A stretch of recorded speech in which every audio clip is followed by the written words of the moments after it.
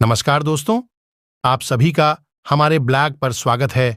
आज मैं आपको राजा मोरध्वज की ऐसी दर्दनाक कहानी सुनाने चल रहा हूं, जिसे पढ़कर आपकी आंखों में आंसू आ जाएगा। दोस्तों, यह बात बहुत समय पहले की है। एक बार राजा युधिष्ठिर ने यज्ञ करवाया और उसके बाद उन्होंने ब्राह्मणों को इतना दान दिया कि वो अपने साथ उसे नहीं ले जा सके। इस पर अर्जुन ने भगवान श्री कृष्ण से कहा कि हे मुरलीधर, मेरे भाई, युधिष्ठिर जैसा कोई भी दानी इस संसार में नहीं है। तब श्री कृष्ण ने कहा कि हे अर्जुन, दान की लिस्ट में तुम्हारे भाई युधिष्ठिर का नाम सबसे नीचे है। तब अर्जुन ने कहा कि अच्छा, आप ही बताइए, दान की श्रेणी में सबसे ऊपर नाम किसका है? तब श्री कृष्ण ने कहा कि मोरध्वज। दोस्तों, मोरध्वज एक ऐसे राजा थे जो ब्राह्मणों की इच्छानुसार दान देते थे। अर्जुन को भगवान श्री कृष्ण की बातों पर विश्वास न हुआ। तब अर्जुन ने श्री कृष्ण से कहा कि हमें विश्वास नहीं है। तब श्री कृष्ण ने अर्जुन से कहा कि परीक्षा लेकर देख लेते हैं। इस पर अर्जुन मान गए। तब श्री कृष्ण ने यमराज को बुलाया और यमराज को एक बूढ़ा शेर बना दिया और अर्जुन तथा भगवान श्री कृष्ण दोनों ने ब्राह्मण का रूप धारण कर लिया। अब तीनों राजा मोरध्वज के महल में पहुंच गए और बोले, भिक्षाम देहि। तब राजा मोरध्वज ब्राह्मण के पास गए और बोले कि अहो, भाग्य हमारे जो आप हमारे यहां पधारे। कहिए, ब्राह्मण देवता, हम आपकी क्या सेवा कर सकते हैं?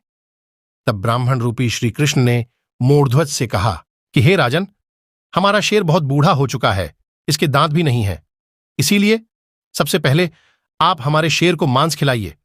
तब राजा मोरध्वज ने कहा कि ठीक है ब्राह्मण देवता, मैं आपके इस शेर को अपने शरीर का मांस काट कर दूंगा, जो कि मुलायम है, और यह खा भी लेगा। तब ब्राह्मण रूपी श्री कृष्ण ने कहा कि नहीं मोरध्वज, आप बूढ़े हो चुके हैं, इसीलिए आपका मांस काफी सख्त हो गया है, जो कि हमारे शेर के लिए सही नहीं है। आपके यहां एक 5 वर्ष का बालक है, आपको उसको आरे से बीच से काटकर उसके मुलायम मांस को आपको हमारे शेर को खिलाना होगा। तब राजा मोरध्वज काफी आश्चर्यचकित हो गए और सोच विचार करने लगे। दोस्तों, क्योंकि मोरध्वज की एक ही संतान थी, जिसका नाम ताम्रध्वज था, जो कि 5 वर्ष का बालक था। मोरध्वज के बुढ़ापे वहीं उनका एकमात्र सहारा था। मोरध्वज सोच ही रहे थे कि उनका छोटा बेटा ताम्रध्वज आ गया और बोला कि हे पिताजी, आप इतना क्या सोच रहे हो? आप अपने धर्म की रक्षा के लिए खुशी खुशी हमारा बलिदान कर दो। मैं आपके कुछ काम आ सकूं, यह तो हमारा सौभाग्य होगा। तब राजा मोरध्वज अपनी रानी के पास गए और सारी कहानी कह सुनाई और बोले कि क्या इस काम में तुम मेरा साथ दोगी? रानी बोली कि हे महाराज, धर्म की रक्षा के लिए मैं ऐसे अनेकों बालकों को कुर्बान कर सकती हूं, अतः आप धर्म का पालन करें। तब श्री कृष्ण ने शर्त रखी कि इकलौते पुत्र को आरे से चीर कर उसका मांस मेरे भूखे शेर को खिलाने का वचन तो दे दिया, लेकिन आरे से चीरते समय आंखों में आंसू नहीं बहने चाहिए। दोनों ने श्री कृष्ण की शर्त मान ली। अर्जुन का मन विचलित हो रहा था कि श्री कृष्ण ऐसा क्यों कर रहे हैं। तब राजा मोरध्वज ने एक आरा मंगवाया और एक तरफ मोरध्वज तथा दूसरी तरफ रानी और बीच में ताम्रध्वज बैठ गया। जब राजा मोरध्वज आरा चलाने ही वाले थे, तब ताम्रध्वज ने अपने माता पिता को रोक दिया और कान में डालने के लिए रुई लेकर आया और बोलने लगा कि इस रुई को अपने अपने कान में डाल लो, ऐसा इसलिए कि जब आप लोग हमें बीच से काटोगे तो दर्द के मारे मेरी चीख निकलेगी। उस चीख को सुनकर यदि आप लोगों ने आरा रोक दिया तो आपका धर्म नष्ट हो जाएगा। इसीलिए मैं कितना भी चीखूं, कितना भी चिल्लाऊं, आपको आरा नहीं रोकना है। फिर राजा और रानी दोनों ने अपने अपने कान में रुई डाल दी और आरे से ताम्रध्वज को बीच से फाड़ दिया। खून की फुहार निकलने लगी।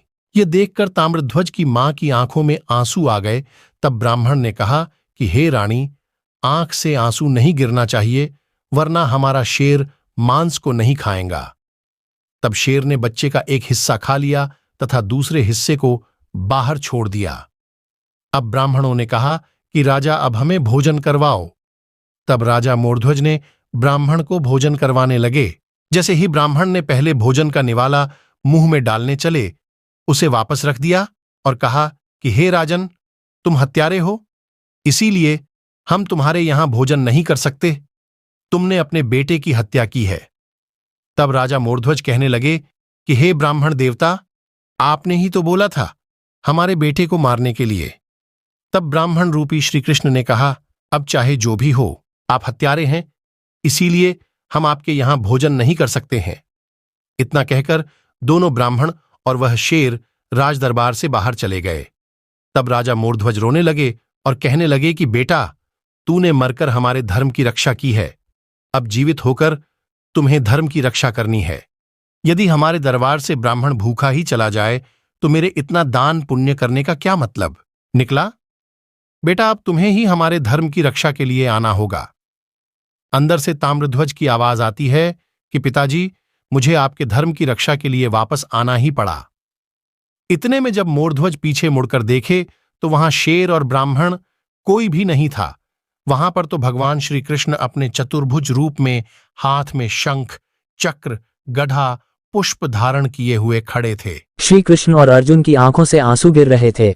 श्री कृष्ण ने राजा मोरध्वज से कहा कि हे राजा, तू सबसे बड़ा दानी है। तेरे जैसा दानी न तो पहले कभी पैदा हुआ था और न ही भविष्य में कभी पैदा होगा।